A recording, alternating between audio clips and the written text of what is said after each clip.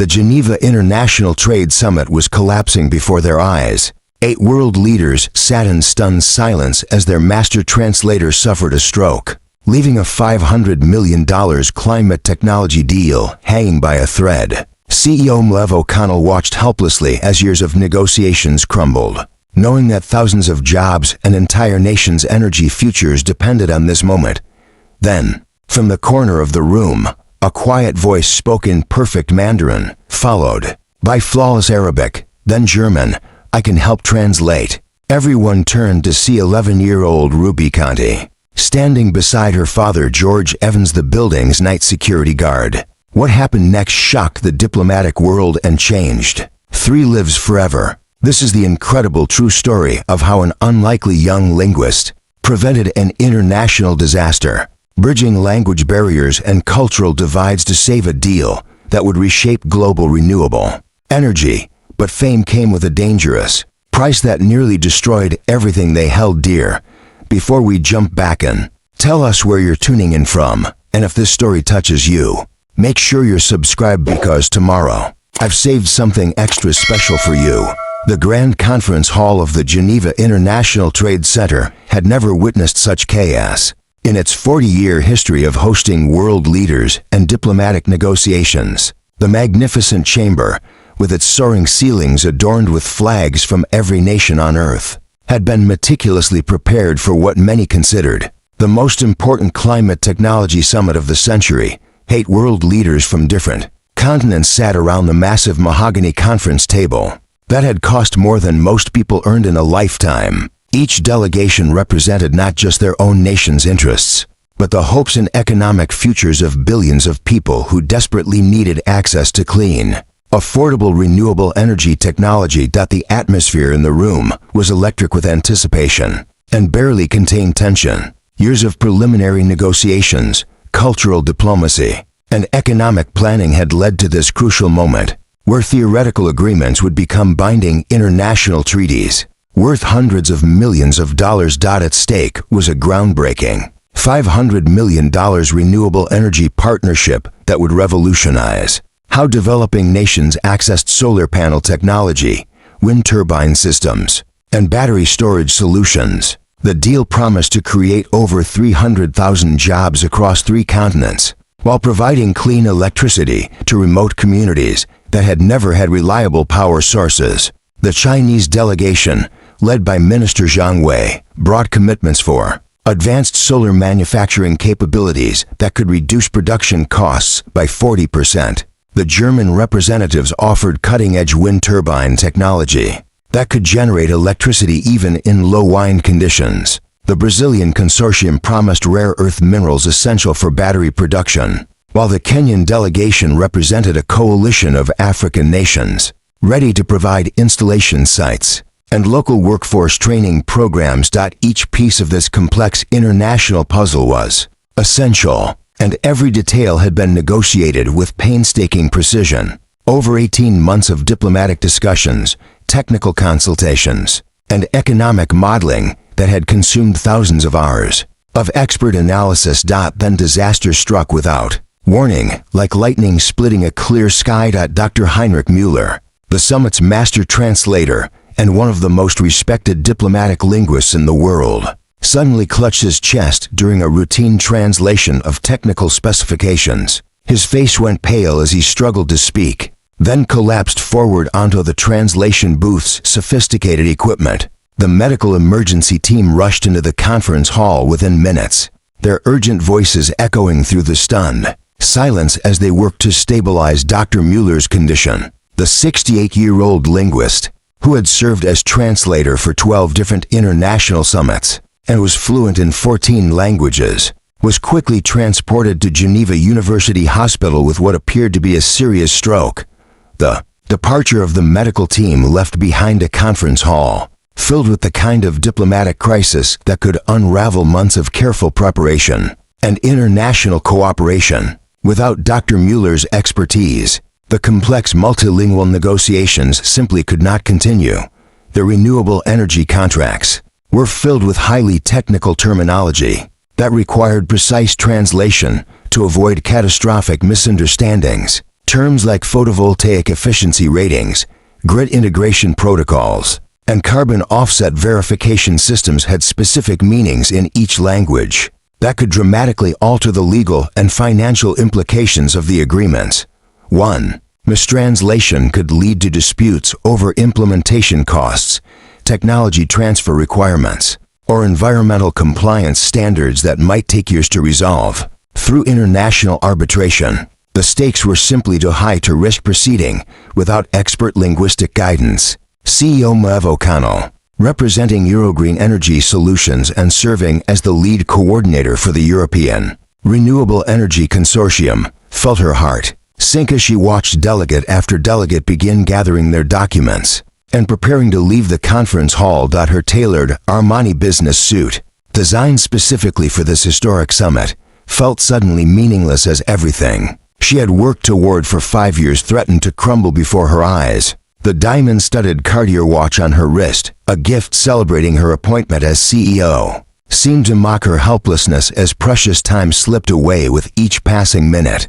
The Chinese delegation was already discussing rescheduling possibilities, but their manufacturing commitments had firm deadlines that couldn't accommodate significant delays. The German representatives faced similar constraints with their engineering teams and installation schedules. The Brazilian mineral extraction agreements had environmental compliance windows that couldn't be extended indefinitely. As Mev watched the carefully orchestrated international cooperation dissolving into diplomatic disappointment and logistical complications, she understood that this wasn't just a business failure, it was a humanitarian catastrophe in the making. Without this renewable energy partnership, millions of people in developing nations would remain without access to clean electricity.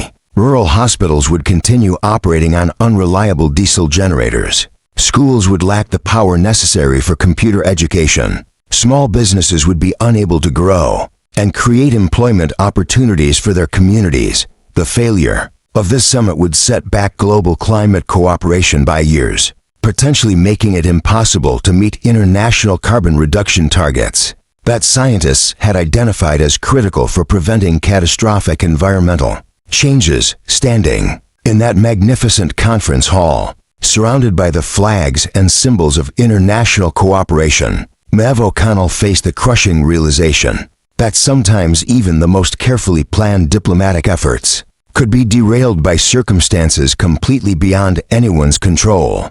The silence in the room was deafening, broken only by the quiet conversations of delegates making arrangements for their departure and the distant sound of traffic from the streets of Geneva far below the conference center's windows. Then, cutting through the diplomatic chaos and multilingual confusion like a clear bell on a quiet morning, a young voice spoke with remarkable confidence and perfect pronunciation. "Excuse me, honorable delegates, I believe I can help with the translation services you need." Every head in the grand conference hall turned toward the source of this unexpected offer, creating a moment of absolute stillness that seemed to suspend time itself. What they saw defied every expectation and challenged every assumption about who could possibly possess the linguistic expertise necessary to save their international crisis. Standing near the back of the conference hall was 11-year-old Ruby Conti, her posture straight and respectful as she addressed some of the most powerful leaders in the world. Beside her stood her father, George Evans, wearing the navy blue uniform of the Geneva International Trade Center security staff, his expression calm and unsurprised by his daughter's remarkable intervention. Ruby was dressed simply in a clean, white blouse and dark skirt that her father had carefully pressed that morning, her shoulder-length brown hair neatly braided and held with a simple elastic band. She carried a small leather notebook that had seen considerable use, its pages filled with handwritten notes in multiple languages and scripts that represented years of passionate linguistic study. While government officials in their expensive business suits and diplomats with their briefcases full of official documents stared in complete disbelief, only George Evans showed no surprise at his daughter's confident offer to assist with one of the most complex translation challenges in contemporary international relations. Ruby possessed an extraordinary gift that had mystified everyone who encountered her. Throughout her young life, while other people her age spent their evenings playing video games, watching television, or engaging with social media. Ruby would curl up in their small apartment with language podcasts streaming. Through her headphones, her fingers tracing character sets from different alphabets as she absorbed the rhythms and patterns of human communication from around the world. Her bedroom walls were covered not with posters of celebrities or fictional characters, but with maps showing the geographic distribution of different language families, charts displaying the evolution of alphabetic systems, and carefully hand-drawn diagrams illustrating the grammatical structures that made each language unique and beautiful in its own way. She had taught herself Mandarin Chinese by watching Beijing news broadcasts and practicing tonal pronunciation until she could distinguish between the subtle variations that changed meaning completely. Her Arabic had been perfected through conversations with refugee families in their Geneva neighborhood, learning not just the formal language taught in textbooks, but the cultural nuances and regional dialects that made communication truly effective. Her German accent was flawless because she had spent countless hours listening to classical music recordings with native-speaking commentators, absorbing not just vocabulary and grammar, but the cultural contexts that gave words their deeper meanings. She had mastered Portuguese through Brazilian television programs, French through conversation with Swiss neighbors, Italian by reading Renaissance poetry, and Russian by following international news broadcasts from Moscow.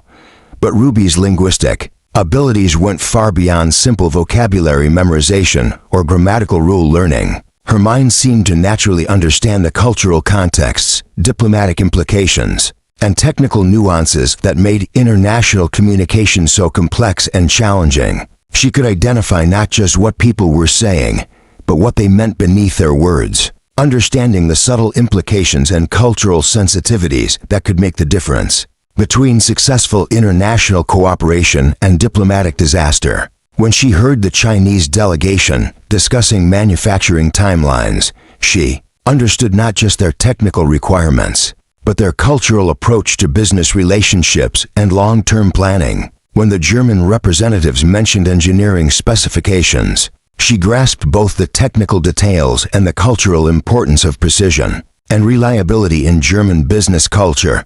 Preparing and narrating this story took us a lot of time, so if you are enjoying it, subscribe to our channel. It means a lot to us. Now back to the story. Her remarkable gift wasn't just about translating words from one language to another. It was about building bridges between different ways of thinking, different cultural approaches to problem solving, and different worldviews that could either clash destructively or combine synergistically to create solutions that no single culture could develop alone. The delegates in the conference hall found themselves facing an unprecedented situation that challenged their assumptions about expertise, authority, and the sources of solutions to complex international problems. Here was a young person, dressed simply and carrying only a notebook, offering to solve a crisis that had brought their multi-million-dollar summit to a complete standstill.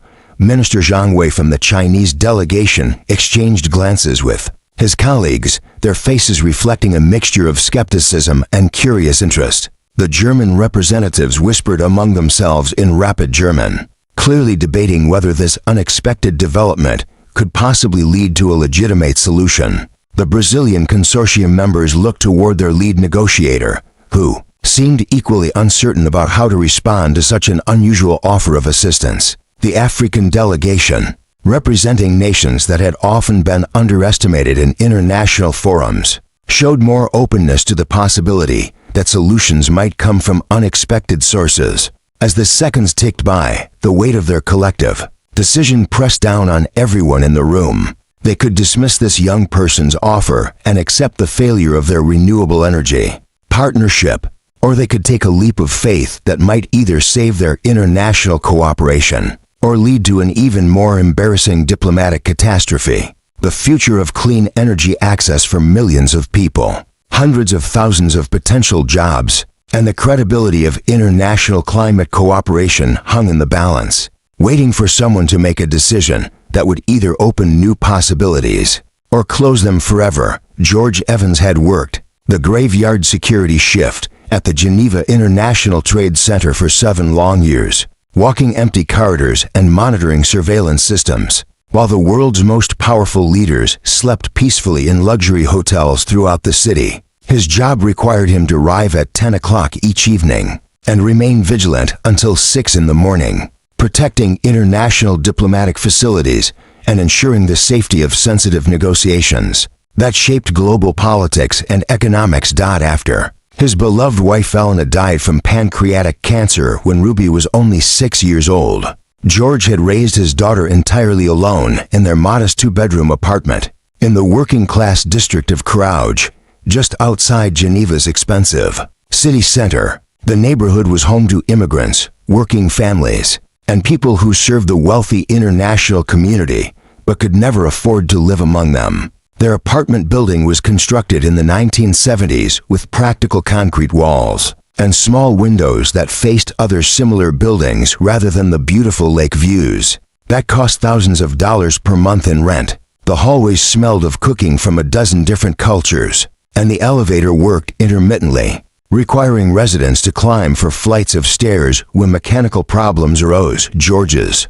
security guard salary of 4,000 to 100 Swiss francs per month barely covered their rent of 1,800 francs, groceries that cost nearly 800 francs monthly in Switzerland's expensive economy, utilities, transportation, and Ruby's school supplies. After paying for basic necessities, there was little money left for extras like new clothes, entertainment, or the kinds of educational opportunities that wealthy families took for granted. But George Evans possessed something that money couldn't buy: an unwavering dedication to his daughter's happiness and development that transcended their financial limitations. He never let Ruby feel the weight of their economic struggles or believe that their modest circumstances limited her potential for learning and growth. Their small living room had been transformed into what George liked to call their global classroom, where every available surface was covered with maps, language learning materials, and cultural artifacts that George had collected from the international visitors he encountered during his security shifts. The coffee table was always stacked with newspapers in different languages that diplomats had left behind in the trade center's lobbies. The bookshelf was filled with language learning guides, cultural encyclopedias, and dictionaries that George had purchased secondhand or borrowed from the Geneva Public Library system. When Ruby had first shown interest in languages at age 7, asking her father about the different conversations she overheard when he occasionally brought her to work, George had recognized something special in her curiosity and determination. Rather than dismissing her interest as a temporary phase that she would outgrow, he had committed himself wholeheartedly to supporting her linguistic passion. He spent money they couldn't really afford on language learning software, purchasing discounted versions of programs that cost hundreds of francs but promised to unlock Ruby's potential for communication across cultures. He borrowed books from libraries in languages he couldn't even identify, trusting Ruby's ability to navigate linguistic territories that remained completely foreign to him. Every small milestone in Ruby's linguistic journey was celebrated as if she had conquered mountains. When she successfully held her first conversation in Arabic with their neighbor Mrs. Hassan, George had taken her out for ice cream despite their tight budget. When she helped translate a medical appointment for an elderly Italian woman in their building, George had beamed with pride for days. Their evening routine had developed into a comfortable ritual that both father and daughter treasured. George would return from his security shift, tired from 8 hours of walking empty corridors and monitoring surveillance equipment, to find Ruby at their small kitchen table, with homework spread before her in neat, organized piles, but alongside her regular schoolwork, mathematics, science, French literature, and history, there would always be additional materials that Ruby had chosen for herself.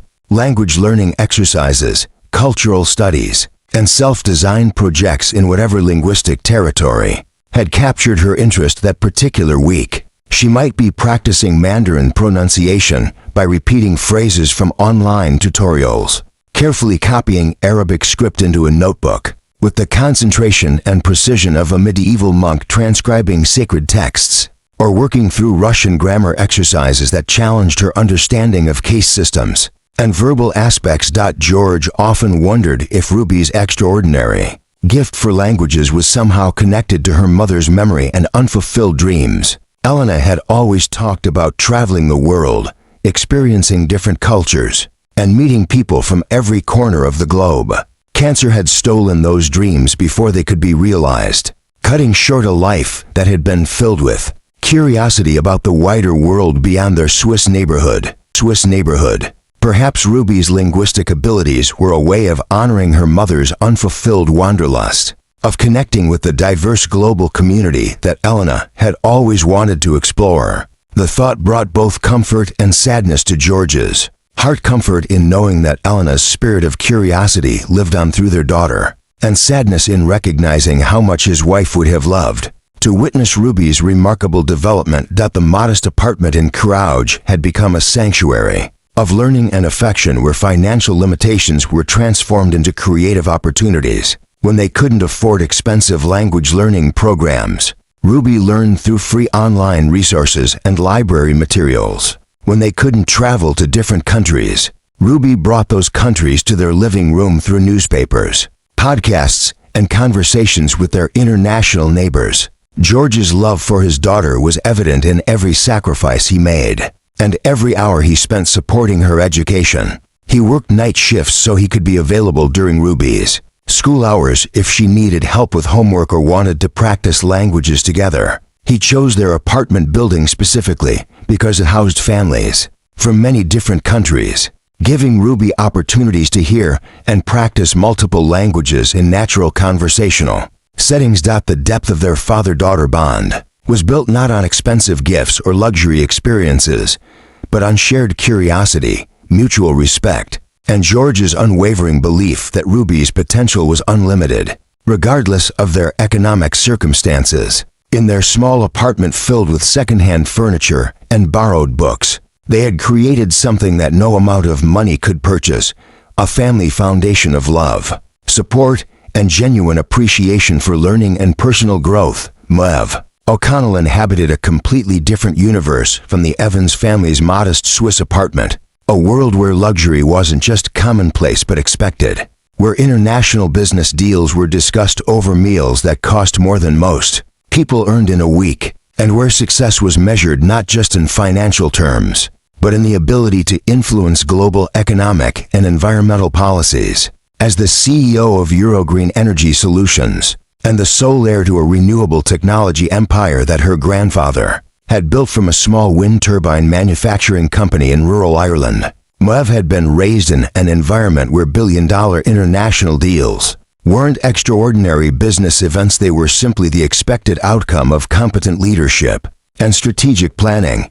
Her penthouse apartment occupied the entire top floor of Geneva's most prestigious residential building, offering panoramic views of Lake Geneva that stretched toward the French Alps in the distance. The floor-to-ceiling windows provided a commanding perspective of the city that never failed to remind visitors of the vast distance between her elevated world and the lives of ordinary working people far below. The apartment itself was a testament to accumulated wealth and refined taste that had been cultivated over 3 generations of successful business leadership. Original paintings by artists whose names appeared in art history textbooks hung on walls covered with silk wallpaper that had been specially designed by Italian craftsmen. Furniture pieces created by designers whose waiting lists stretched for years filled rooms that were larger than many people's entire homes. Every surface spoke of money, international connections, and the kind of cultural sophistication that came with unlimited resources and access to the finest expressions of human creativity from around the world. Rare objects collected from different continents by previous generations of O'Connells filled custom-built display cases, ancient Chinese ceramics, African sculptures, Native American textiles, and European antiques that represented not just aesthetic appreciation, but the family's long history of international business relationships. Her walk-in closet was larger than many apartments, filled with designer business suits tailored specifically for high-stakes international negotiations, evening gowns for diplomatic receptions, and casual clothing that cost more than most people's monthly salaries. Chanel blazers hung beside Hermes handbags like artwork in a museum, while Tiffany jewelry and Swiss luxury watches represented not extravagance, but simply the standard accessories of daily life in her rarefied social stratum, despite possessing the kind of natural beauty that turned heads at international conferences and drew photographers' attention at charity galas, despite having access to educational and professional opportunities that most people could only dream of. Mev carried within her heart deep emotional wounds that had been inflicted by the harsh realities of existing at the intersection of enormous wealth and international business competition. She had learned early that her inherited fortune made her a target for people who would befriend her, romance her, and marry her for reasons that had nothing to do with who she was as a human being. Trust had become a luxury she could no longer afford after experiencing multiple betrayals that had taught her to view every relationship through the lens of potential exploitation or competitive advantage. Her marriage to businessman Viktor Petrov had begun like a fairy tale that temporarily restored her faith in the possibility of authentic human connection. Viktor was handsome in the classic European manner, successful in his own right as the founder of a renewable energy technology company, and charming in the effortless way that comes naturally to people who have spent their lives getting what they want through personal magnetism and strategic relationship building. For 3 years, Mev had believed she had found someone who loved her for herself rather than her family fortune, someone who saw past the O'Connell name and inherited wealth to appreciate the vulnerable, intelligent woman beneath the corporate executive exterior. Viktor seemed to understand her passion for environmental sustainability, her desire to use business success for positive global impact, and her need for a partner who could match her intellectual curiosity and professional ambition. The truth, when it finally emerged through overheard phone conversations and discovered financial documents, shattered something fundamental within Mev's ability to trust other people's motivations. Viktor had pursued their relationship methodically and strategically, viewing their marriage as a business merger rather than a romantic partnership that could provide mutual support and genuine companionship.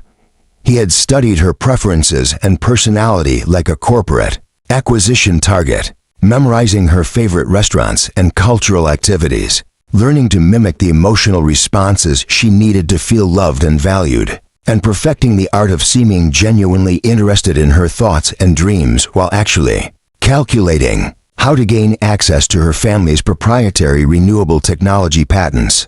Every kiss had been calculated for maximum emotional impact, every gesture of affection performed with the precision of an actor following a carefully written script designed to produce specific behavioral responses. Even their most intimate moments together had been manufactured for the purpose of gaining her trust and lowering her psychological defenses against business espionage and intellectual property theft. When Mev discovered that Viktor had been systematically copying her family's wind turbine designs, solar panel efficiency innovations, and battery storage technologies to sell to competing companies, the betrayal cut deeper than simple business theft. He had violated not just her professional trust, but her most vulnerable emotional needs, exploiting her desire for authentic human connection to gain competitive advantages in international renewable energy markets.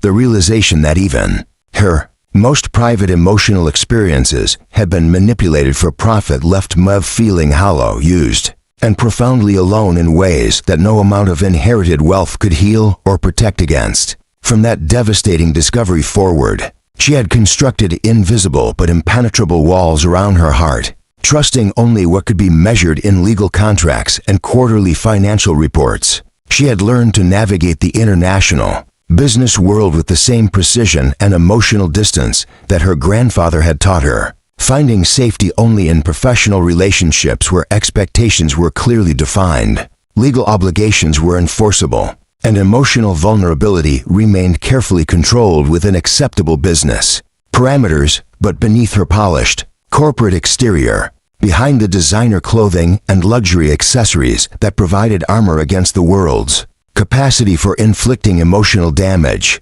lay a woman who had forgotten how to hope for authentic human connection, how to trust that someone might value her for reasons beyond her bank account, and how to believe in the possibility that genuine love and mutual respect could exist without hidden agendas or calculated exploitation. 2 weeks before the crucial Renewable Energy Summit that would determine the future of international climate cooperation, George Evans brought Ruby to work during the autumn school holidays when their usual babysitter, Mrs. Du Bois, had fallen ill with a persistent flu that left her unable to care for anyone beyond herself.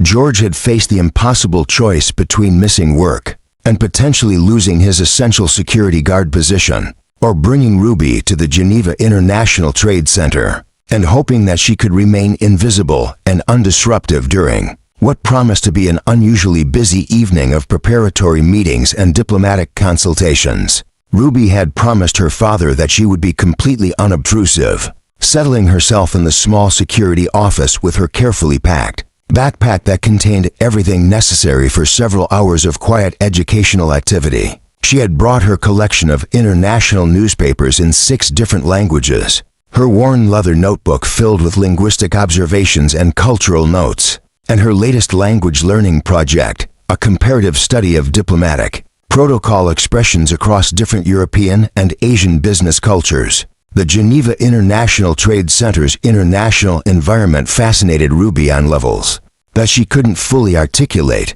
but felt deeply in her intellectual curiosity and emotional connection to cross-cultural communication. The building represented a crossroads where different worldviews, problem-solving approaches, and cultural values intersected to create solutions that no single nation could develop independently. She loved observing the subtle differences in how various diplomatic traditions approach the same challenges, the way Chinese negotiators emphasized long-term relationship building over short-term contractual details, how German representatives valued precision and technical accuracy above diplomatic flexibility, and how African delegations brought collaborative decision-making styles that prioritized community consensus over individual authority. When Maeve O'Connell arrived that evening for crucial preliminary meetings with the Renewable Energy Summit coordinators, she was dressed in her signature navy Chanel blazer that had been tailored specifically for international business negotiations, paired with Italian leather shoes that added several inches to her already impressive height, and a Swiss luxury watch that served as both timepiece and symbol of punctuality's importance in diplomatic settings. Her leather briefcase, crafted by Hermes artisans and costing more than George Evans earned in 2 months, contained contract proposals, financial projections, and technical specifications that represented months of preparation by teams of engineers, economists, and legal experts from across Europe's renewable energy industry. Maeve's daily routine typically involved reviewing overnight reports from international markets, preparing for meetings with government representatives, and managing the countless technical and financial details that kept Eurogreen Energy Solutions operating smoothly across multiple time zones and regulatory environments. She prided herself on maintaining complete awareness of everything happening within her sphere of responsibility, which made the sight of an unauthorized young person in what should have been a secure diplomatic facility both surprising and immediately concerning.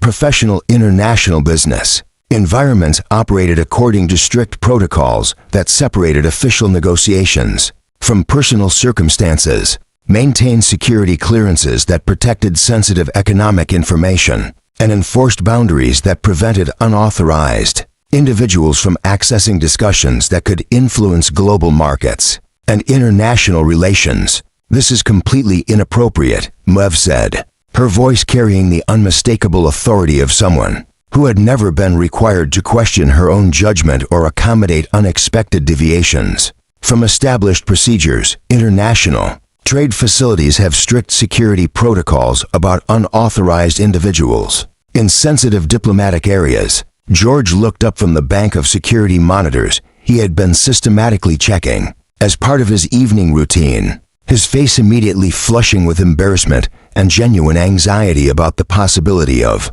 losing his employment over circumstances that had been beyond his control. He had hoped to complete his security duties efficiently and quietly without drawing attention to Ruby's presence or creating complications that might jeopardize his ability to provide for his daughter's needs. "I'm incredibly sorry, Ms. O'Connell," George replied, his voice tight with stress and sincere remorse. "Ruby has been homesick from school, and I didn't have anyone who could watch her tonight.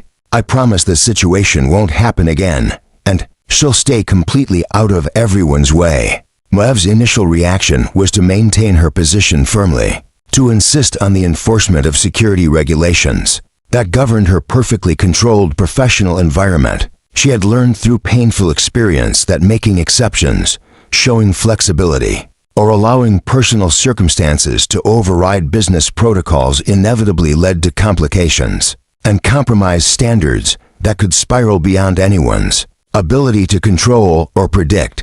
But then something unexpected happened that changed the trajectory of the entire evening and planted seeds of recognition that would fundamentally alter how Mev understood the relationship between formal expertise and genuine capability. A heated argument erupted between two junior diplomats near the conference room in Trance 1, speaking rapid, frustrated French while the other responded in equally agitated German, over highly technical specifications in the preliminary renewable energy contracts that had been circulated for review before the main summit.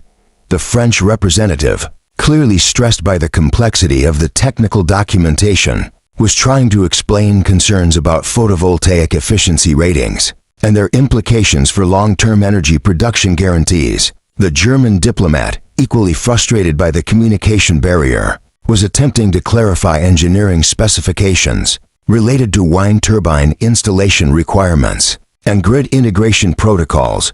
The language barrier was creating dangerous misunderstandings about crucial implementation details that could affect the entire renewable energy partnership. Technical terminology had specific meanings in each language that could dramatically alter legal obligations, financial responsibilities, and environmental compliance requirements.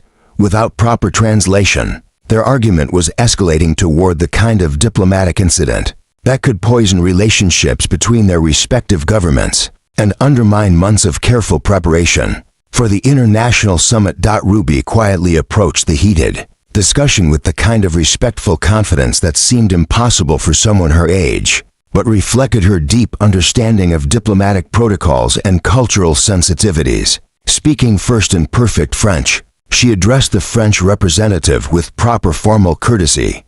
"Pardonnez-moi, monsieur. Je crois comprendre votre préoccupation concernant les specifications photovoltaics."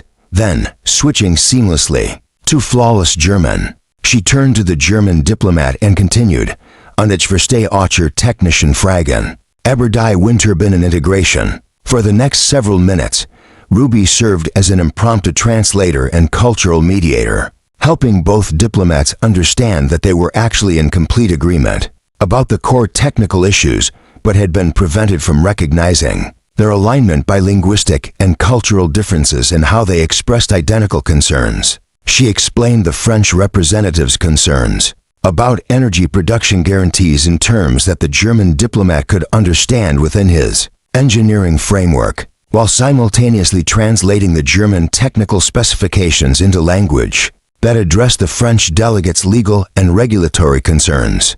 Mev stood motionless near the conference room entrance, watching this extraordinary intervention unfold with growing amazement and something approaching professional awe. The young person was demonstrating not just remarkable linguistic abilities, but sophisticated understanding of complex technical concepts, diplomatic protocols, and cultural nuances that seemed impossible for someone her age to have acquired through any conventional educational process.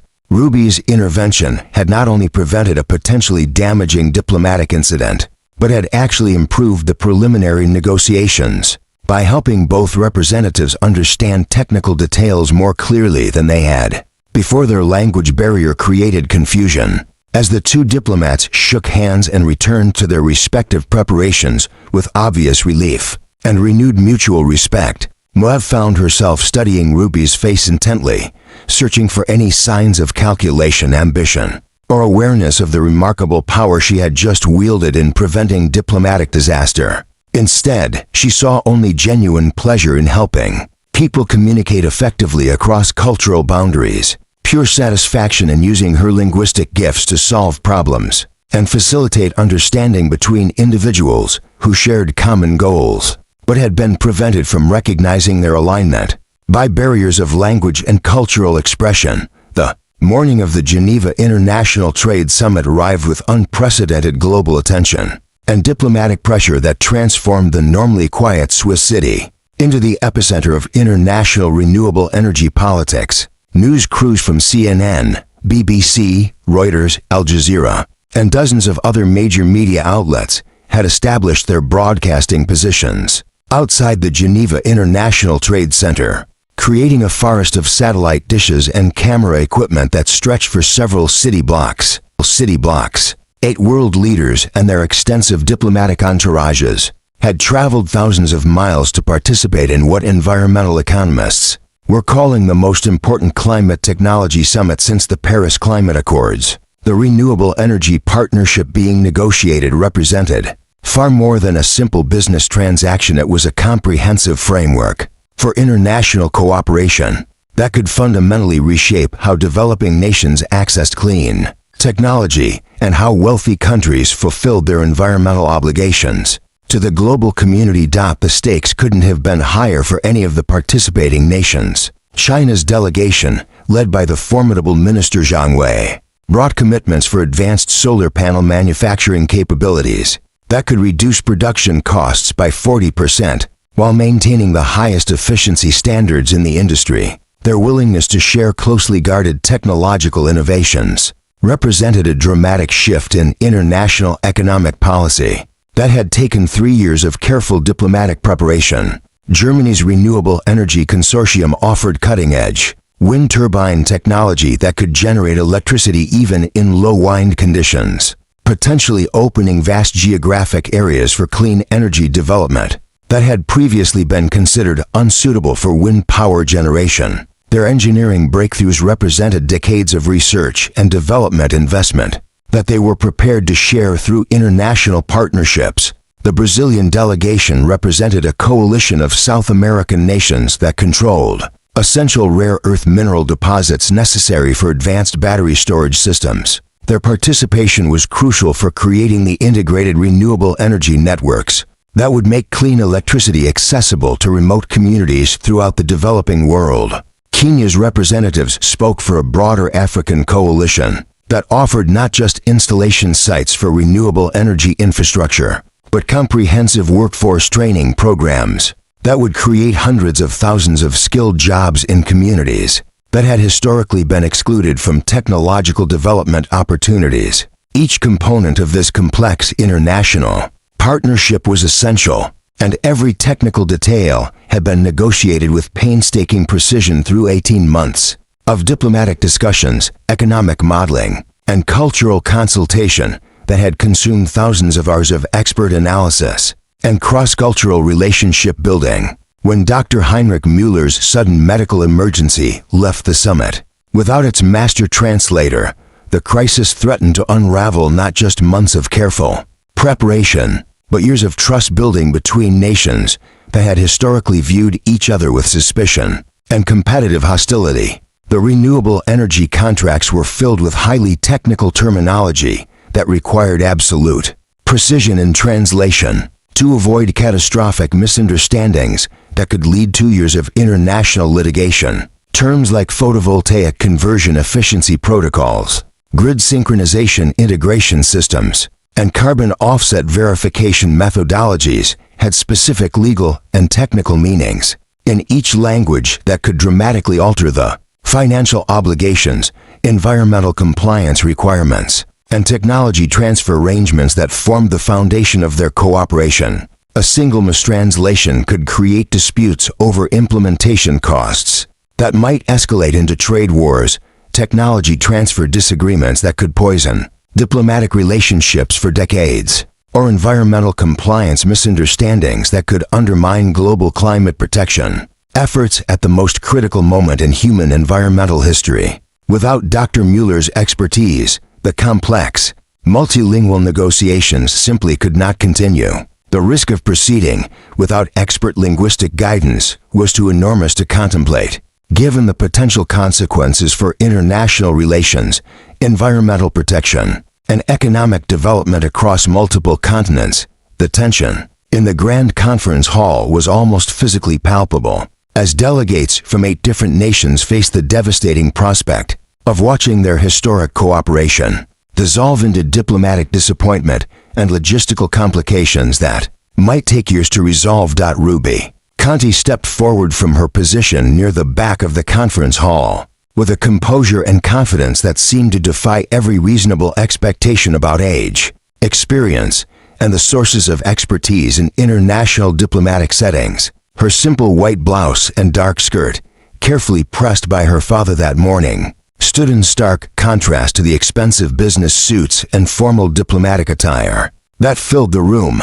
Addressing the Chinese delegation first, Ruby spoke in fluent Mandarin with perfect tonal pronunciation and impeccable cultural formality. Her words, requesting permission to assist with translation services for the important international cooperation, demonstrated not just linguistic ability, but deep understanding of Chinese diplomatic protocol and cultural sensitivity. Minister Zhang Wei's eyebrows rose in obvious surprise, but his expression quickly shifted to respectful attention as he recognized the sophistication of Ruby's language skills and cultural awareness. He responded in Mandarin, testing her comprehension with a complex question about technical specifications, and Ruby answered with the kind of precision that indicated genuine understanding, rather than mere memorization. Turning to the German delegation, Ruby switched seamlessly to flawless German.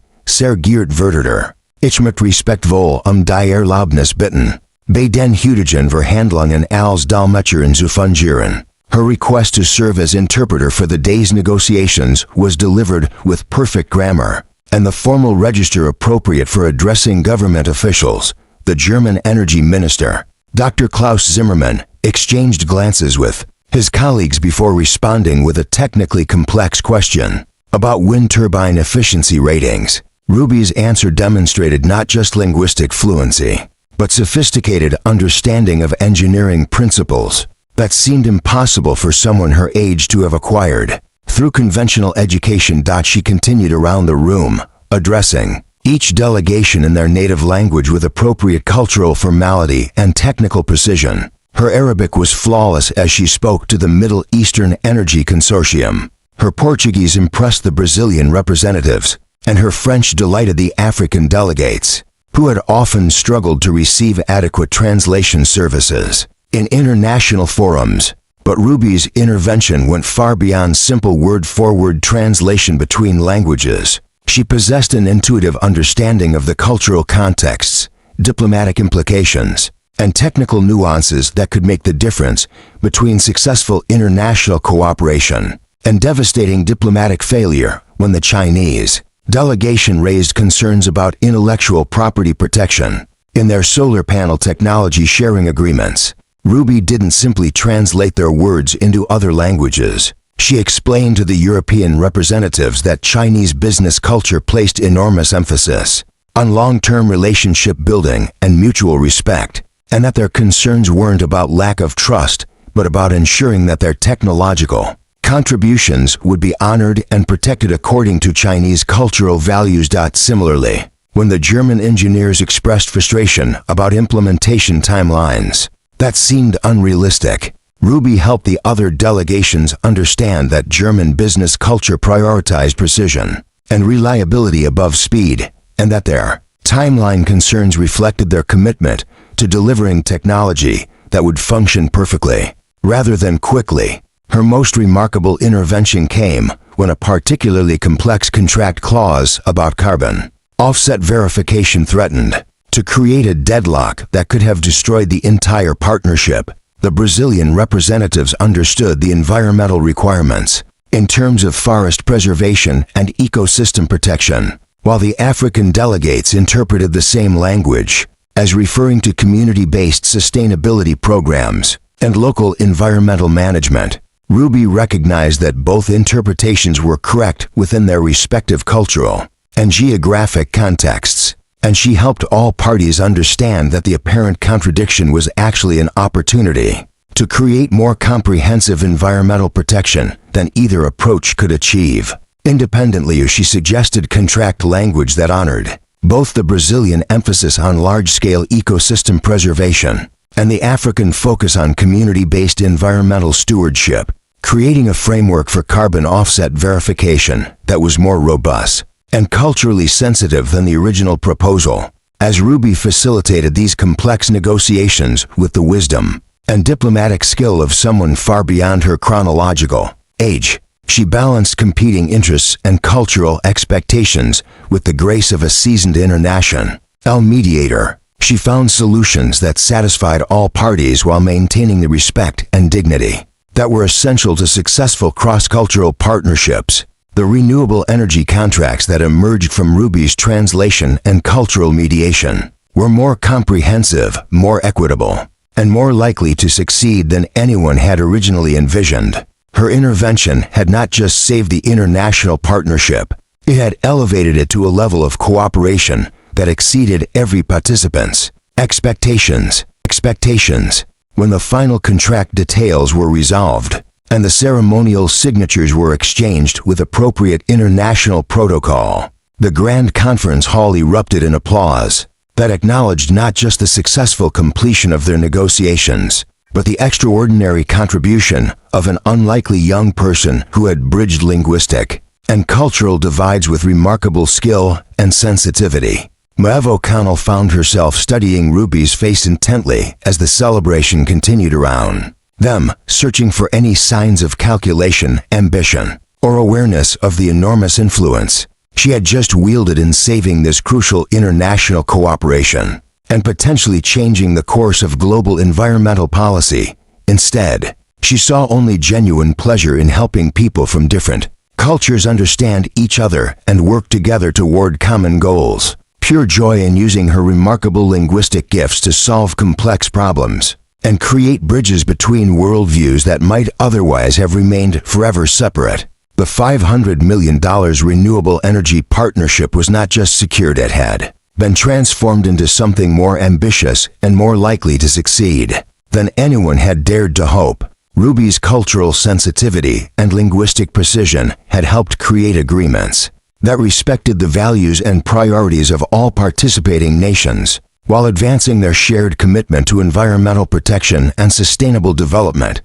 But as Maeve watched Ruby quietly gathering her simple notebook and preparing to return to her father's side, she realized that something far more valuable than a successful business deal had been revealed in this conference hall, a glimpse of what international cooperation could achieve when cultural barriers were bridged by genuine understanding, respect, and the kind of authentic goodness that seemed increasingly rare in a world dominated by competitive self-interest and nationalist suspicion. The historic Renewable Energy Summit concluded with unprecedented success that reverberated through international media and environmental policy circles around the world. Within hours of the ceremonial signing ceremony, news outlets from every continent were broadcasting reports about the groundbreaking $500 million partnership that would revolutionize clean energy access in developing nations while creating hundreds of thousands of jobs and establishing new frameworks for international environmental cooperation. The initial media coverage focused appropriately on the diplomatic achievement and its potential impact on global climate protection efforts. Environmental economists praised the innovative financing mechanisms that would make advanced renewable technology affordable for nations that had previously been unable to access clean energy infrastructure. International relations experts highlighted the precedent-setting cooperation between countries that had historically viewed each other as economic competitors rather than potential partners. But within the first 6 hours after the summit's conclusion, the media narrative began shifting in a direction that would have devastating consequences for Ruby County and her father George Evans. The focus gradually moved away from the substantive policy achievements and international cooperation toward the extraordinary circumstances that had made the summit's success possible. Dr. Sarah Mitchell, a junior diplomat from the Canadian trade delegation who had been deeply moved by witnessing Ruby's remarkable intervention, had used her smartphone to discreetly record portions of the translation session. Her intention had been entirely innocent. She wanted to preserve what she recognized as a historic moment of international cooperation and cross-cultural understanding that deserved to be remembered and celebrated. Late that evening, from her hotel room overlooking Lake Geneva, Dr. Mitchell uploaded a 3-minute video clip to her personal social media accounts with the caption, "11-year-old linguistic genius saves $500 million international climate deal. This is what hope looks like." Her post was accompanied by hashtags promoting environmental cooperation and international understanding, reflecting her genuine enthusiasm for the day's achievements. The video began spreading immediately across social media platforms with a velocity that Dr. Mitchell had never anticipated or intended. Within the first hour, it had been shared by environmental activists, language learning enthusiasts, and people who were simply amazed by Ruby's extraordinary abilities. By midnight Geneva time, the video had accumulated over 100,000 views and was being discussed on news programs across multiple time zones. The footage showed Ruby addressing different delegations in their native languages with remarkable fluency and cultural sensitivity, demonstrating linguistic abilities that seemed almost supernatural for someone her age. The contrast between her simple appearance and modest demeanor and the sophisticated diplomatic environment she was navigating created a compelling narrative that captured global imagination. By dawn the following morning, the video had gone viral, in the truest sense of the term, accumulating over 2 million views and generating thousands of comments, shares, and reaction videos from around the world. Major news networks began featuring the story in their morning broadcasts, describing Ruby as a polyglot prodigy, a linguistic miracle, and the young person who saved international climate cooperation. CNN's international correspondent reported from outside the Geneva International Trade Center, describing Ruby's intervention as one of the most remarkable displays of linguistic ability and cultural sensitivity ever witnessed in international diplomacy. The BBC's Geneva bureau chief interviewed environmental policy experts who praised Ruby's contribution to advancing global climate protection efforts. But as the media attention intensified, the coverage began taking on disturbing dimensions that transformed celebration of international cooperation into invasive speculation about Ruby's personal life and family circumstances. Social media comments evolved from admiration for her abilities to inappropriate questions about her education, her father's background, and whether the entire situation had been orchestrated for publicity purposes. Language learning companies began reaching out through intermediaries, offering substantial endorsement deals and proposing to make Ruby the spokesperson for their educational products. Television talk show producers contacted the Geneva International Trade Center, requesting interviews and offering appearance fees that exceeded George Evans' annual salary. Documentary filmmakers pitched series concepts about Ruby's life, proposing to follow her development as a linguistic prodigy through her teenage years. The comments section beneath the viral video became a disturbing mixture of genuine admiration and inappropriate speculation that made George's protective instincts flare with increasing alarm. Some users praised Ruby's abilities and expressed hope that her example might inspire other young people to pursue language learning and cross-cultural understanding. But others made uncomfortable observations about exploiting young linguistic talents for business purposes, questioned whether Ruby's abilities were genuine or somehow manufactured for publicity, and speculated inappropriately about her family's financial motivations for allowing her to participate in such high-stakes international negotiations. Several comments crossed clearly inappropriate boundaries, suggesting that Ruby's parents were exploiting her abilities for financial gain, questioning whether her linguistic development had been achieved through healthy or potentially harmful intensive training methods, and making observations about her appearance and demeanor that were entirely unsuitable for public discussion of a young person. The most disturbing aspect of the viral phenomenon was how quickly Ruby's remarkable linguistic abilities and genuine Desire to help people communicate became secondary to sensationalized speculation about her personal life and family circumstances. The focus shifted from celebrating international cooperation and cultural understanding to treating Ruby as a curiosity, a spectacle, and potentially a commodity for various forms of commercial exploitation. International media outlets began investigating Ruby's background, sending reporters to the Carouge neighborhood where she and her father lived. Photographers with telephoto lenses stationed themselves outside their apartment building, hoping to capture images of Ruby going about her daily life that could fuel additional news coverage and social media content. The Geneva International Trade Center's main telephone lines became overwhelmed with calls from journalists, talent agents, educational consultants, and various individuals who claimed to represent opportunities that could properly develop Ruby's extraordinary potential through arrangements that would inevitably involve significant media exposure and commercial partnerships. George Evans discovered the extent of the viral phenomenon when he arrived home from his security shift at 6 o'clock that Thursday morning, exhausted from a night of managing increased security protocols at the Trade Center in response to the heightened international attention. He had planned to prepare breakfast for Ruby and help her with homework before getting some sleep, maintaining their normal routine despite the previous day's extraordinary events. Instead, he found 17 missed calls on his personal phone, 12 voicemail messages from various media representatives, and his building's concierge holding a stack of business cards from people who had attempted to visit their apartment during the night. When he checked his email account, he discovered dozens of messages from news outlets, talent agencies, language learning companies, and documentary producers. But it was seeing the viral video itself, with its millions of views and thousands of comments speculating about Ruby's life and their family's circumstances, that triggered George's immediate and intensely protective reaction. His daughter's privacy had been violated without her consent or understanding of the potential consequences.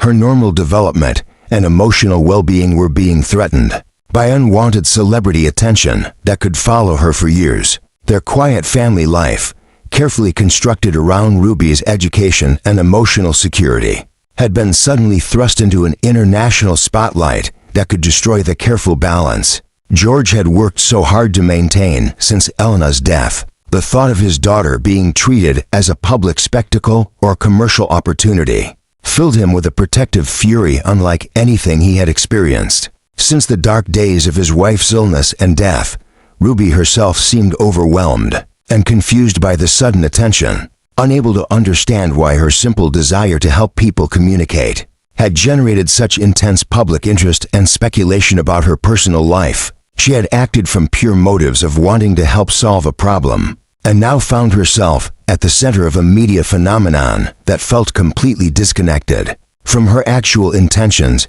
and values. The viral video phenomenon represented everything George had feared about exposing Ruby's abilities to public attention: the transformation of her genuine gifts into entertainment, the reduction of her authentic desire to help others into commodity for commercial exploitation, and the violation of their family's privacy by people who viewed Ruby's extraordinary abilities as public property, rather than personal talents that deserved protection and respect. As George read through the increasingly invasive comments and media requests, he realized that the success of the Renewable Energy Summit, which should have been celebrated as a triumph of international cooperation and environmental progress, had inadvertently created a threat to his daughter's well-being that required immediate and decisive protective action. The morning sun cast long shadows across Lake Geneva as George Evans made his way through the elegant lobby of the Eurogreen Energy Solutions headquarters,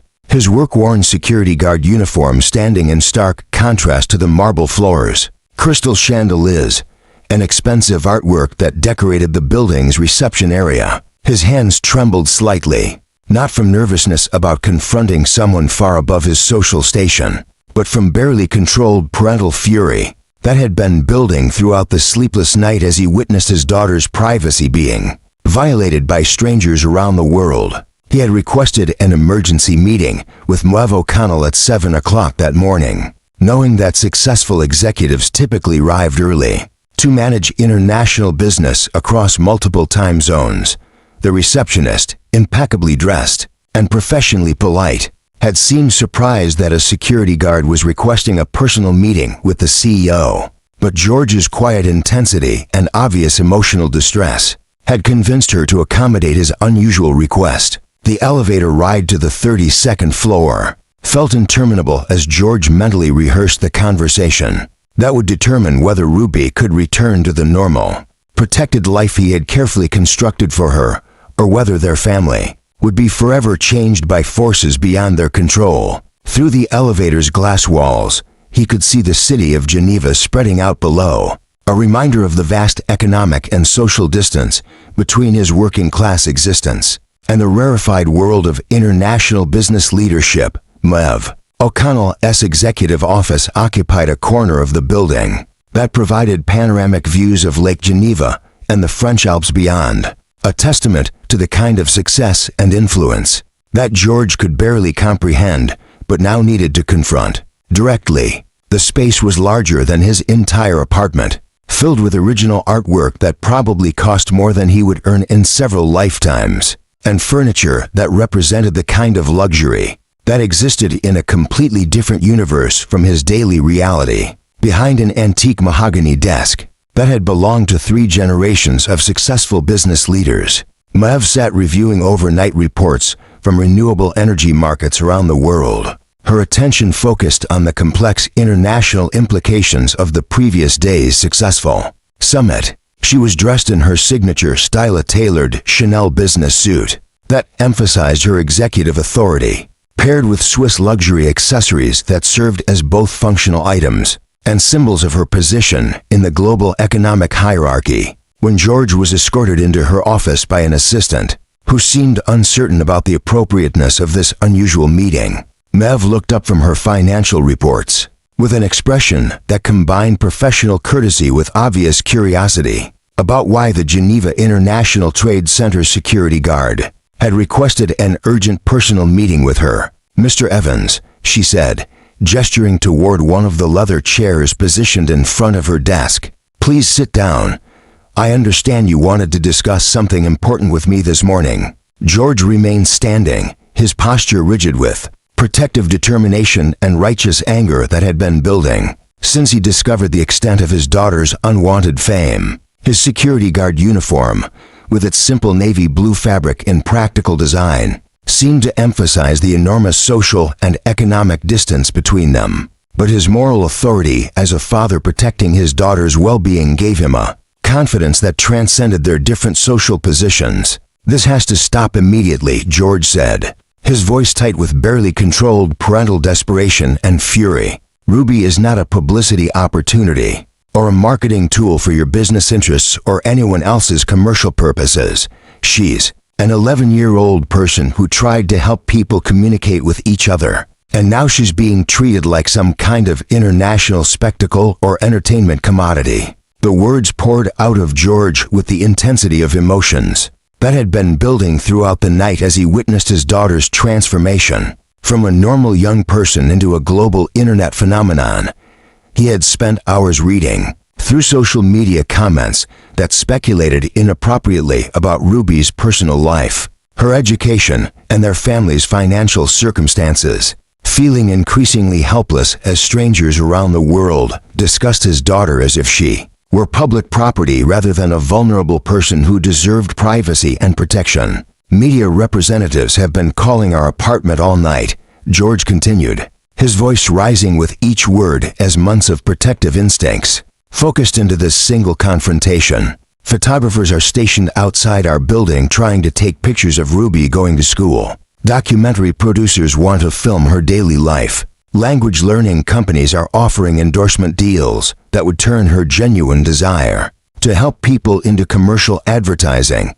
Moev, who had been expecting a routine conversation about security protocols or perhaps a request for improved working conditions, found herself confronting a father's protective fury that cut through all the professional distance. and social barriers that normally governed her interactions with employees from different economic backgrounds. She had spent years insulating herself from emotional vulnerability and personal attachment, learning to navigate business relationships with calculated precision and emotional detachment that protected her from the kind of betrayal and exploitation she had experienced with Viktor Petrov. But George's anguish and protective love for his daughter created a direct challenge to her carefully maintained professional boundaries. The viral video has over 3 million views now, George said, pulling out his phone to show Mev the disturbing comments that had been posted beneath the footage of Ruby's diplomatic intervention. People are speculating about her education,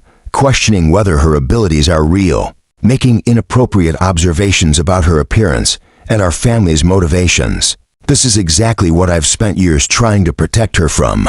As George scrolled through the comments, reading aloud some of the more invasive speculation about Ruby's linguistic development and their family's circumstances, Mev felt her heart constrict with growing recognition of her own responsibility for what had happened to Ruby and their family. She realized with crushing clarity that as the CEO of Eurogreen Energy Solutions and the leader of the Renewable Energy Consortium, she should have anticipated this possibility and established clear, enforceable guidelines about privacy protection, media management, and the safeguarding of individuals who became involved in international business through unusual circumstances. Her failure to protect Ruby from media exploitation felt like a profound betrayal of the trust that had been placed in her when the young person stepped forward to help solve their diplomatic crisis. She had been so focused on the successful completion of the renewable energy partnership that she had failed to consider the personal consequences for the remarkable young person who had made that success possible. I take complete and total responsibility for this situation, Mev replied, her voice barely above a whisper as the weight of her negligence and lack of protective foresight pressed down on her shoulders like a physical burden. I should have protected Ruby immediately after her intervention. I should have seen this possibility coming and taken steps to prevent media exploitation. Before it could begin, the conversation that followed was unlike any professional interaction Mev had ever experienced. George's protective anger was entirely justified and completely understandable, but it cut deeply into her already wounded heart, reminding her of every previous time she had been disappointed by people who claimed to care about her welfare while actually pursuing their own interests. George's fierce dedication to his daughter's well-being challenged everything Mev had learned about human motivations and the relationship between personal and professional interests. Here was a father who was willing to confront someone far above his social station, potentially risking his employment and financial security, purely to protect his daughter's privacy and emotional well-being. Ruby trusted you enough to step forward and help with the summit, George said, his voice carrying the moral authority of someone who had devoted his life to protecting the most important person in his world. She acted from pure motives of wanting to help people understand each other, and now that trust has been violated by people who see her extraordinary abilities as entertainment or commercial opportunity rather than the genuine gifts of a young person who deserves respect and protection. The silence that followed George's words was filled with the weight of moral responsibility and the recognition of fundamental failures in judgment and protective instinct. Mev found herself confronting not just the immediate crisis of Ruby's unwanted fame, but deeper questions about her own values, priorities, and understanding of what truly mattered in human relationships. What do you want me to do? Mev asked finally, her executive authority and professional confidence temporarily replaced by genuine uncertainty about how to repair the damage that had been done to a family that had never sought public attention or commercial opportunity. I want Ruby to be left alone completely, George replied with firm determination. No more media interviews, no endorsement deals, no documentary proposals, no publicity opportunities of any kind. She's a young person who tried to help, not a commodity for commercial exploitation or public entertainment. Our family just wants to return to our normal, private life where Ruby can continue her education and develop her abilities without being treated like a spectacle. The conversation ended with George's unwavering insistence that his daughter's privacy and well-being take precedence over any business interests, publicity opportunities, or commercial considerations that might arise from her remarkable linguistic abilities. As he left Moev's luxurious office, closing the door behind him with barely controlled emotion, she was left alone with the crushing weight of her failure to protect someone who had generously used her extraordinary gifts to help others. For days after the confrontational meeting that had left both George Evans and Moev O'Connell emotionally drained and fundamentally changed, the initial media frenzy surrounding Ruby's viral fame had begun to subside slightly, though the underlying threat to their family's privacy and normal life remained as dangerous as ever. George had taken several days of accumulated vacation time to stay home with Ruby, protecting her from the photographers, who still occasionally lingered outside their apartment building, and the persistent phone calls from various commercial interests, who viewed her linguistic abilities as untapped market potential. The legal team that Moev had quietly hired to protect Ruby's privacy had succeeded in having the original viral video removed from several major social media platforms, citing international laws protecting minors from commercial exploitation without parental consent. However, the video had been downloaded and re-uploaded so many times that completely controlling its distribution had proven impossible, leaving Ruby's remarkable diplomatic intervention permanently embedded in the global internet consciousness. On Thursday evening, Moev was returning from an important business dinner at Le Chatbot, one of Geneva's most exclusive restaurants,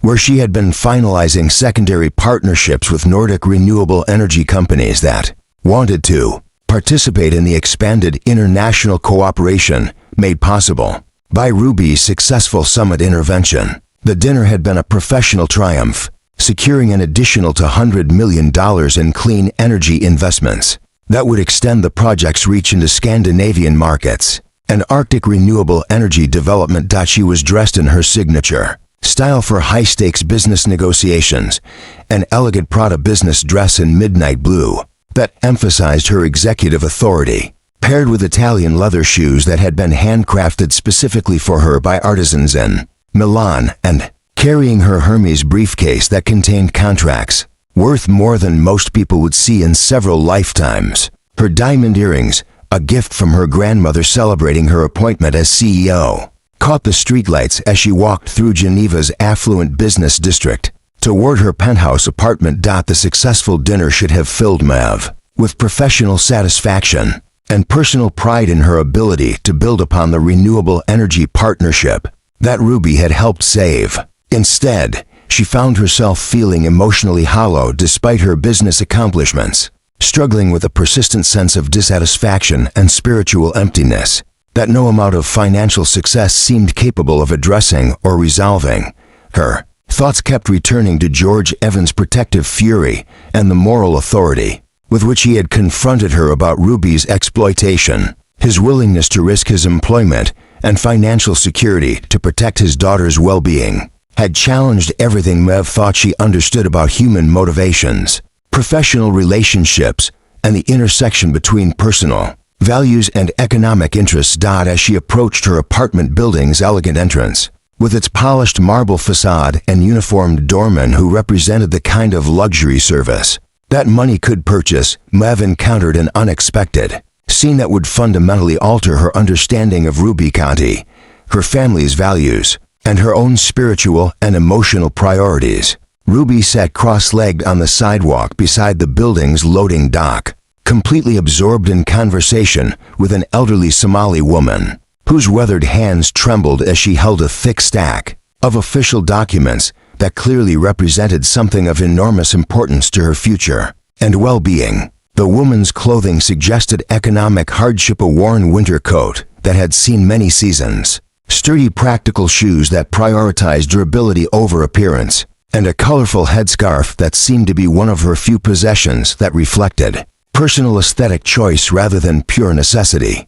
Ruby was patiently helping the woman navigate what appeared to be an incredibly complex immigration and asylum application process, switching effortlessly between Arabic, French, and Somali as she explained each section of the bureaucratic paperwork, with the kind of careful attention and genuine concern that seemed increasingly rare. In contemporary society's fast-paced, self-interested environment, Ruby was saying in fluent Arabic, pointing to a specific section of the documents, while ensuring that the woman understood every legal requirement before helping her formulate appropriate responses, then switching to French to clarify a particular bureaucratic term. Cela signifie l'histoire de votre famille, ou ils ont vécu, ce qu'ils ont fait pour gagner leur vie. The conversation flowed naturally between languages as Ruby helped translate not just words, but complex legal concepts, cultural expectations, and bureaucratic requirements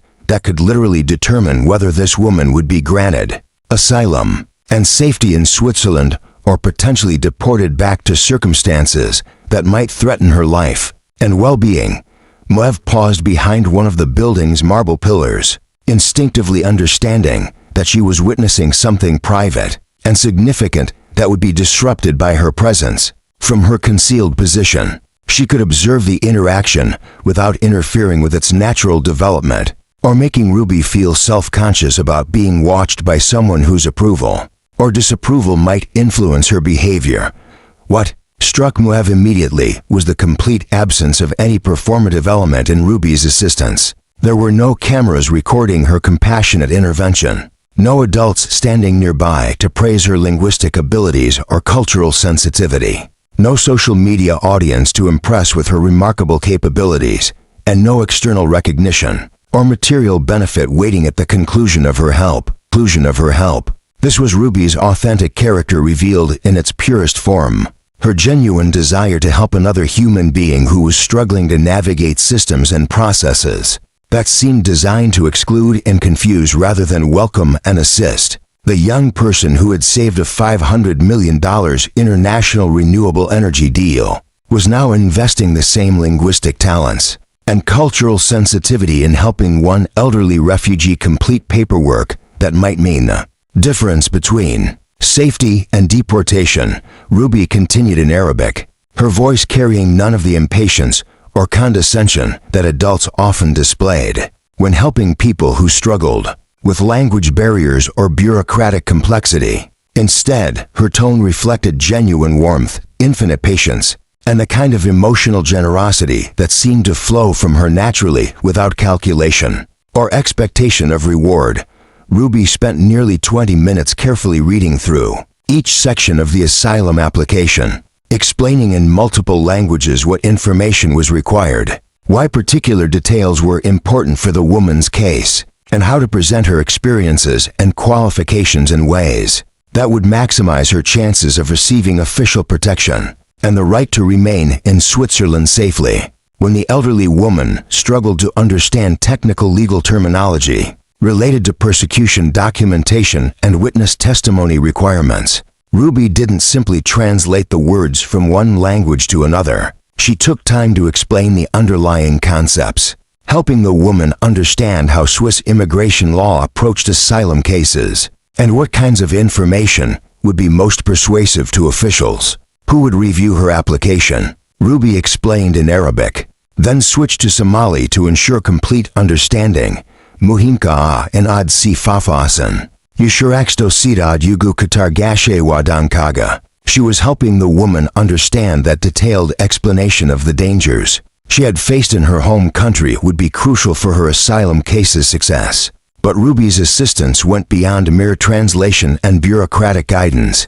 She demonstrated remarkable emotional intelligence and cultural sensitivity in recognizing that completing asylum paperwork represented far more than a simple administrative task for someone who had fled persecution and violence in search of safety and human dignity. Ruby said softly in Arabic, acknowledging that the process was incredibly difficult emotionally. Her reassurance that the paperwork would help the woman achieve safety in Switzerland was delivered with genuine empathy and understanding of the courage required to seek asylum in a foreign country. Standing behind the marble pillar in her expensive designer clothing, surrounded by the luxury fixtures and architectural details that represented accumulated wealth and social privilege, Mev felt a profound emotional transformation, beginning deep within her carefully guarded heart. She was witnessing pure compassion in action, the kind of selfless generosity that existed without regard for personal benefit, social recognition, or material reward. The contrast between her own lifestyle and Ruby's authentic goodness created a moment of spiritual reckoning that challenged everything Mev had learned to value and prioritize in her adult life. Here was a young person who possessed extraordinary linguistic abilities that could potentially generate enormous commercial value, choosing instead to use those gifts to help one vulnerable refugee navigate bureaucratic systems that could determine her survival and safety. Ruby's remarkable talents weren't the result of ambition, calculation, or any desire for personal advancement that Mev had initially suspected. Instead, they grew naturally from a profound desire to connect with and help people who were struggling to communicate across cultural, linguistic, and bureaucratic barriers that often seemed designed to exclude and isolate rather than welcome and include. As Mev continued watching this interaction with growing amazement and something approaching spiritual awe, she began to understand how completely and fundamentally she had misjudged Ruby, her family, and the motivations behind the young person's intervention. In the International Renewable Energy Summit, she had been viewing Ruby through the distorted lens of corporate strategy and competitive advantage, projecting her own experiences of betrayal and manipulation onto a family that operated from entirely different values and principles. Her cynicism and protective suspicion, developed through years of business relationships where everyone seemed to have hidden agendas and ulterior motives, had blinded her to the possibility that genuine goodness and authentic generosity could still exist in the world.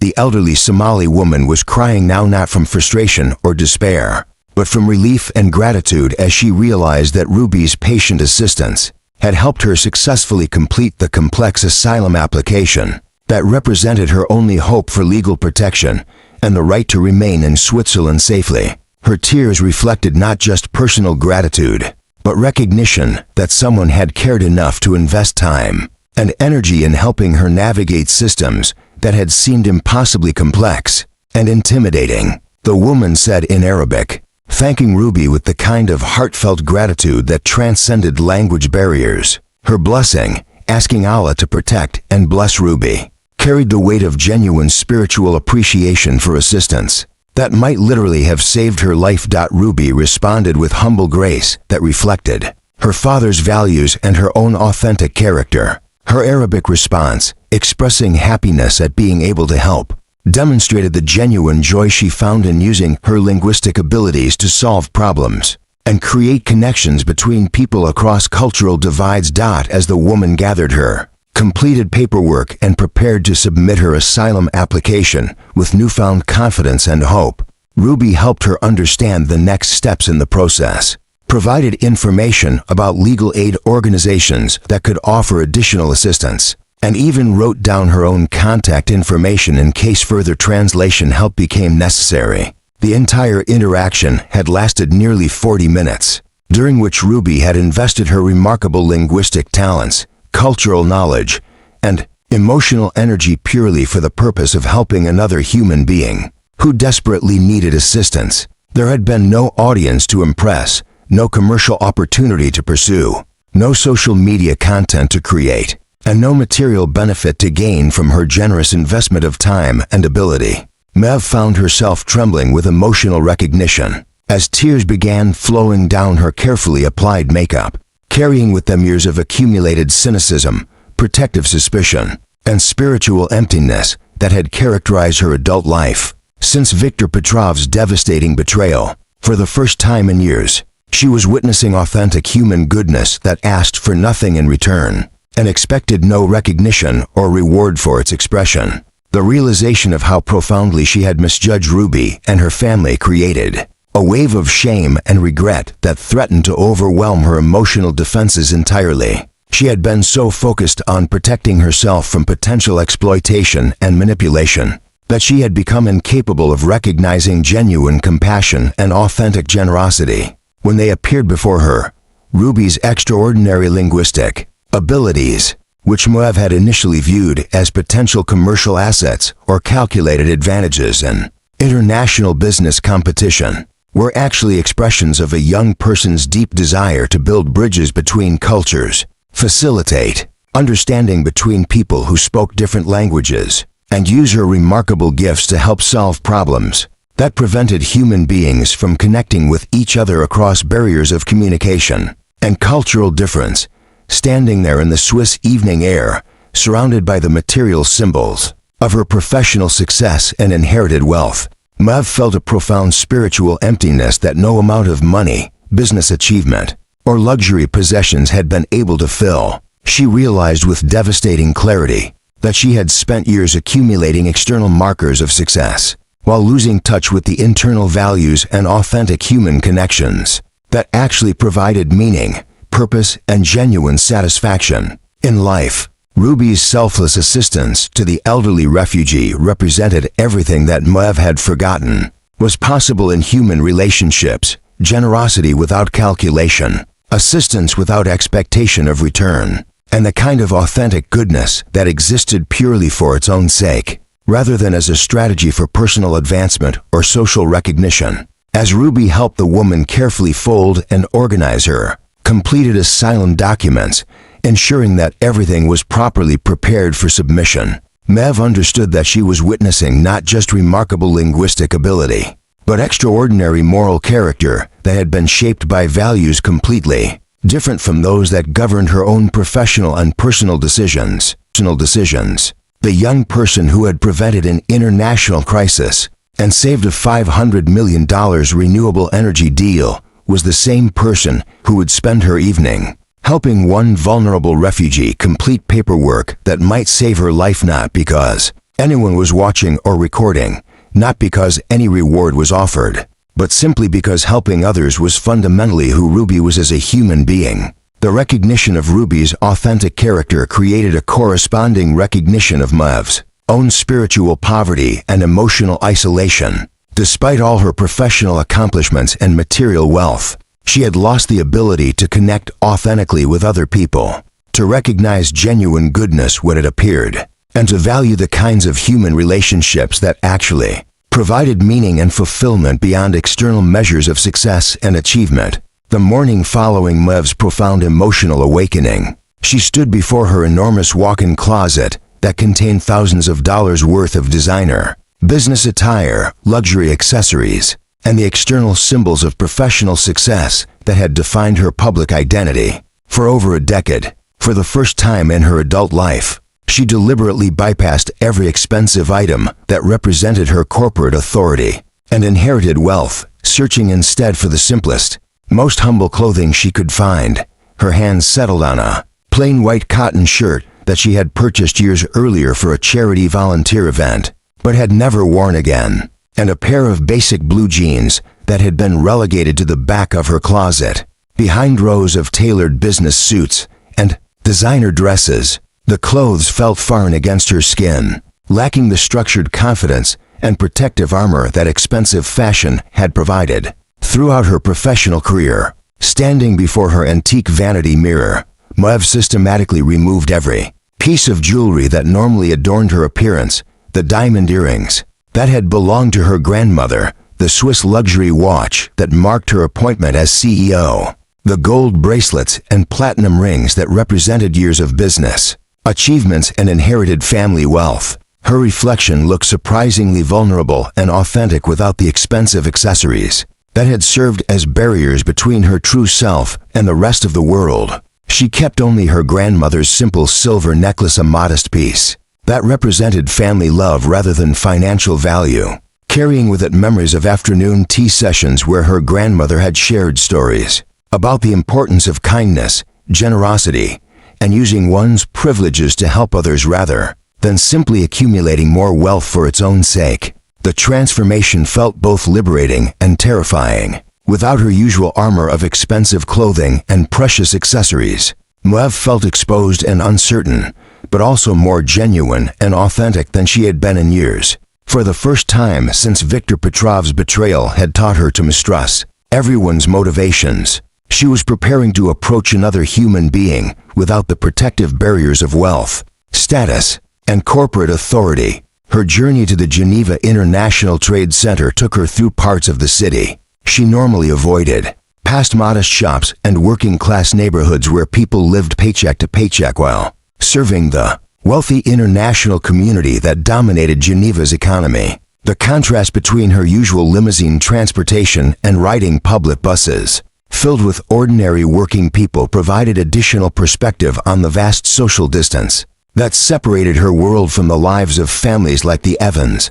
The employee break room where she had arranged to meet George Evans was located in the building's basement level, adjacent to the security offices and maintenance facilities that supported the trade center's operations but remained invisible to the diplomats and business leaders who conducted their important negotiations in the luxurious conference rooms on the upper floors. The space was utilitarian and humble. Fluorescent lighting that cast harsh shadows, plastic chairs that had been discarded from various office renovations over the years, vending machines that provided basic snacks and beverages, and a microwave oven that served the building's working class staff who couldn't afford the expensive restaurants that catered to international business delegations. Maeve arrived carrying the simple sandwiches from a nearby delicatessen and a bottle of fresh juice for Ruby, having deliberately chosen modest refreshments that reflected her desire to approach the Evans family as an equal rather than a wealthy benefactor, offering charity from a position of economic superiority. When George entered the break room for his lunch break, still wearing his security guard uniform after completing his morning rounds of the building's diplomatic facilities, his expression reflected a mixture of surprise and cautious curiosity. He had expected another formal meeting in Maeve's luxurious executive office, possibly involving lawyers or corporate representatives who would attempt to manage the situation through legal agreements and financial settlements. Instead, he found a woman who looked completely different from the intimidating CEO, who had previously embodied the vast social and economic distance between their worlds, dressed simply and sitting on an uncomfortable plastic chair, without any attempt to maintain executive authority or social superiority. Maeve appeared approachable, genuine, and surprisingly vulnerable. "Mr. Evans," Maeve said quietly, her voice carrying none of its usual corporate confidence, and instead trembling slightly with nervous sincerity. "I think we need to talk about how I can make amends for what happened to Ruby, and more importantly, how I can honor her remarkable character and genuine desire to help others." George settled across from her at the small table, his protective instincts still alert, but his curiosity engaged by this unexpected transformation in someone he had previously viewed as representative of everything that threatened his daughters' well-being and their family's privacy. Maeve began by explaining that she had already taken comprehensive steps to protect Ruby's privacy and remove the viral video from as many platforms as possible, working with international legal experts who specialized in protecting minors from commercial exploitation and unwanted media attention. Her legal team had also established cease and desist protocols that would prevent educational companies, media organizations, and talent agencies from contacting Ruby or making commercial offers without explicit parental consent. But more importantly, Maeve continued, she wanted to create something meaningful that would honor Ruby's authentic character and provide her with appropriate opportunities to use her extraordinary linguistic abilities in ways that aligned with her genuine desire to help people communicate across cultural barriers without exposing her to commercial exploitation or inappropriate public attention. "I've been thinking about what I witnessed the other evening," Maeve said, her voice thick with emotion as she recalled seeing Ruby help the elderly Somali refugee complete her asylum paperwork. "Your daughter wasn't performing for anyone or seeking recognition. She was simply being kind to someone who needed help. That's who she really is. And any opportunity I create needs to honor that authentic generosity." George's expression softened as he recognized the sincerity in Maeve's voice and her genuine understanding of what made Ruby special. For the first time since the viral video had threatened their family's privacy, he sensed that someone with power and resources actually understood his daughter's true character. Rather than viewing her as a commodity for commercial exploitation, Maev outlined her proposal with careful attention to Ruby's age, George's parental concerns, and the family's need for privacy and normal development. She wanted to establish a small, private volunteer program that would connect Ruby with refugee families and recent immigrants who needed assistance with translation services, document completion, and cultural orientation, not as a publicity opportunity or business initiative, but as a genuine community service that would allow Ruby to use her gifts to help people while learning about different cultures and developing her linguistic abilities in meaningful ways. The program would be completely confidential, with strict privacy protections and no media involvement whatsoever. Ruby would work with families on a voluntary basis, helping them navigate Swiss bureaucracy, complete important paperwork, and understand cultural expectations that would help them integrate successfully into their new communities. The focus would be entirely on service rather than recognition, learning rather than performance, and building genuine relationships rather than creating content for public consumption. Ruby would be working directly with families who desperately need help communicating with government agencies, understanding legal documents, and learning how Swiss society functions. Maev explained she would be using her remarkable abilities to solve real problems for real people, building bridges between cultures in exactly the way she did during the Renewable Energy Summit, but on a more personal, human scale. George listened intently as Maev described the safeguards she had designed to protect Ruby's privacy and ensure that her participation remained focused on learning and service rather than publicity or commercial benefit. The program would operate through established refugee assistance organizations that already had privacy protocols and experience working with vulnerable populations. Ruby's involvement would be completely anonymous, with no documentation or publicity that could expose her to unwanted attention. Most importantly, Maev continued, this would be Ruby's choice entirely. If she's not interested, or if she decides at any point that she wants to stop participating, that decision would be respected immediately without any pressure or expectations for continued involvement. As if summoned by the mention of her name, Ruby appeared in the break room entrance, having completed her school day and come to meet her father as was their regular routine. She was carrying her worn leather notebook and a backpack filled with homework assignments, language learning materials, and the cultural curiosity that had driven her intellectual development. Since early age, Ruby, George said gently, Ms. O'Connell has a proposition for you, but I want you to understand that you're completely free to say no if you're not interested, and there won't be any consequences or disappointment if you choose not to participate. Maev turned to address Ruby directly, speaking to her with the same respect and consideration she would offer to any adult whose opinion and preferences mattered deeply. She explained the volunteer program in terms that acknowledged Ruby's intelligence and maturity while respecting her age and her father's protective concerns. I would really like to help people, Ruby said softly after Maev had finished describing the opportunity, especially families who are trying to build new lives here, but are having trouble with language barriers and understanding how things work in Switzerland. In those simple words, George heard the unmistakable echo of his late wife Elena's generous spirit and her belief in using whatever abilities they possessed to help others whenever possible. Elena had always talked about the importance of building bridges between different communities and cultures, and Ruby's enthusiasm for the volunteer program seemed to honor that memory while providing her with appropriate opportunities to develop her remarkable gifts. The volunteer program began quietly and gradually, with Ruby serving as a young cultural liaison and translator for refugee families who were struggling to navigate Swiss bureaucracy, complete immigration paperwork, and understand the cultural expectations that would help them integrate successfully into their new communities. Rather than positioning herself as the wealthy CEO overseeing a corporate charity project,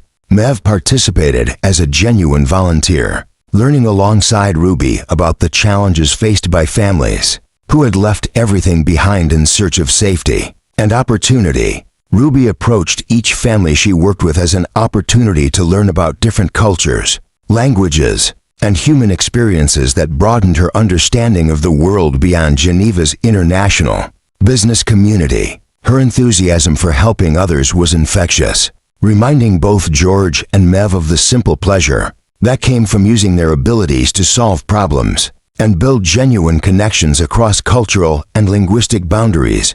Other employees from the Geneva International Trade Center began joining the program voluntarily, creating a growing community of people who wanted to contribute something meaningful. Beyond their regular job responsibilities, the program attracted social workers, retired diplomats, university students, and ordinary citizens who recognized the importance of helping refugees and immigrants feel welcome in their new communities. 6 months later, on a peaceful Sunday evening in early spring, when the last snow was melting from the Swiss Alps and Lake Geneva reflected the soft colors of sunset, Mev found herself being welcomed into George and Ruby's small apartment in Crouch for dinner, an invitation that represented a milestone none of them had explicitly acknowledged, but all deeply understood and treasured. She arrived wearing the same simple cotton dress she had chosen for their first humble meeting in the employee break room, carrying only a modest bottle of Swiss wine and a box of French pastries for Ruby, having deliberately left behind all the designer accessories and luxury items that had once defined her public image and protected her from emotional vulnerability. The apartment radiated warmth and authenticity that no amount of inherited wealth could purchase or replicate. Ruby's language learning materials filled makeshift bookshelves constructed from boards and concrete blocks. Her artwork from school decorated the refrigerator alongside photographs that documented the history of love, loss, and resilience that had shaped their family's journey together. Maps of different countries covered one wall, marked with pins, indicating places Ruby hoped to visit someday, languages she wanted to learn, and culture she was curious to understand more deeply. The three of them sat around the small kitchen table that served as the center of their family life, with Ruby positioned between her father and Mev like a bridge connecting to different worlds that had learned to appreciate and understand each other despite their vastly different backgrounds and life experiences.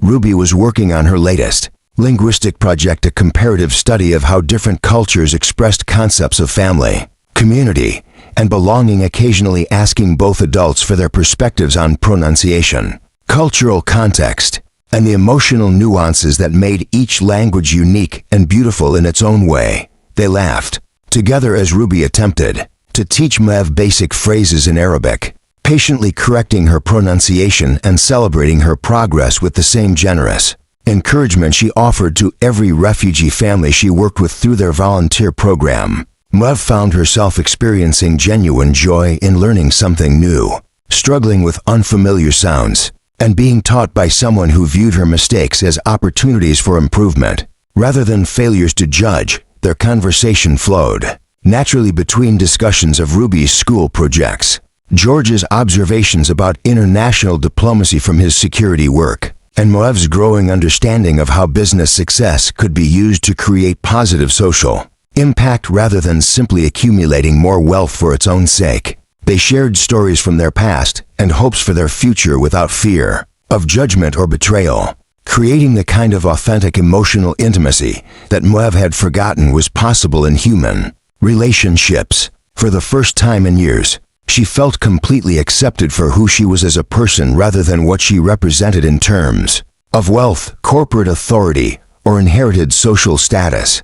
George found his heart opening in ways he hadn't experienced since Elena's death, not because of loneliness, but because of genuine affection and recognition that he had found someone who could love both him and Ruby without reservation or hidden agenda. Mev's transformation from intimidating CEO to humble friend and genuine family member had demonstrated the kind of character growth and authentic change that created foundation for lasting relationships built on mutual respect and shared values. Ruby, with the intuitive understanding that young people often possess about adult relationships and emotional dynamics, recognized that she had gained a maternal figure who would love and support her unconditionally, while encouraging her linguistic dreams and cultural curiosity. Mev's presence in their lives provided not just emotional support, but practical opportunities to use her abilities in meaningful ways that honored her authentic desire to help others. As candlelight flickered across their faces during their simple dinner of homemade soup, fresh bread, and conversation that ranged from Ruby's latest translation challenges to George's observations about international relations to Mev's growing understanding of what constituted genuine success in life, the story found its quiet but deeply satisfying conclusion. Three people who had been incomplete. In different ways, a single father struggling to provide opportunities for his gifted daughter. A young person with extraordinary abilities searching for meaningful ways to use her gifts. And a wealthy woman who had lost the ability to trust in authentic human relationships had somehow found their way to wholeness. Together, they had created a family built not on shared genetics or legal obligations, but on genuine love, mutual respect, and shared commitment to using their individual abilities, whether linguistic, protective, or financial, to care for each other and their broader community.